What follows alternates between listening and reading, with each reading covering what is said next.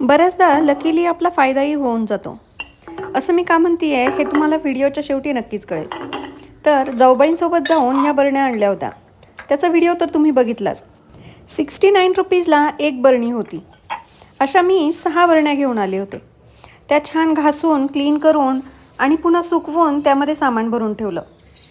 काही वस्तू आणण्यासाठी 2-4 दिवसांपूर्वी अशीच मी स्टार मार्केटला गेले होते. सगळं सामान घेऊन झालं. बिलिंग करायला जाणार तर तिथे गर्दी होती. म्हणून म्हटलं चला असेही गर्दी आहेच तर क्रॉकरीच्या सेक्शनला एकदा व्हिजिट करून बघावं. तिथे गेली तर एक्झॅक्ट सेम बरण्या तिथे होत्या आणि त्यांची ऑफरही चालू होती. 59 रुपीजला एक बरणी होती. म्हणजे एक बरणी 10 रुपयांनी स्वस्त होती. आता मी ऑलरेडी घेतलेल्या होत्या त्यामुळे जास्त काही बरण्या तिथून खरेदी केल्या नाही. 2च बरण्या घेतल्या. यातली 1 kgची मोठी साईज मला हवी होती पण तिथे आउट ऑफ स्टॉक होती. असो, नेक्स्ट टाईम गेल्यावर नक्की एकदा चेक करेल.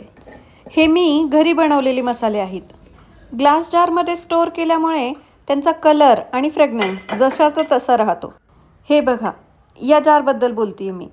दोन्ही एक्झॅक्टली सेम आहेत. आता माझ्याकडे 8 पीसचा एक सेट तयार झाला आहे. या बरण्या हँडल करायला थोड्याशा डिफिकल्टच असतात. फुटण्याची भीती वाटते.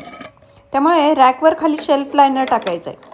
पण म्हटलं एकदा मोठ्या बरण्या घ्याव्या आणि त्यानंतरच साईज मेजर करून मग शेल्फ लायनर टाकावं. म्हणजे त्या सेफ पण राहतील.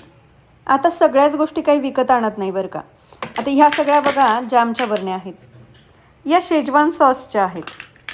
या सगळ्या बरण्यांना ब्लॅक कलरचा स्प्रे पेंट मारून घेतला आणि त्यानंतर त्या यूज केल्या.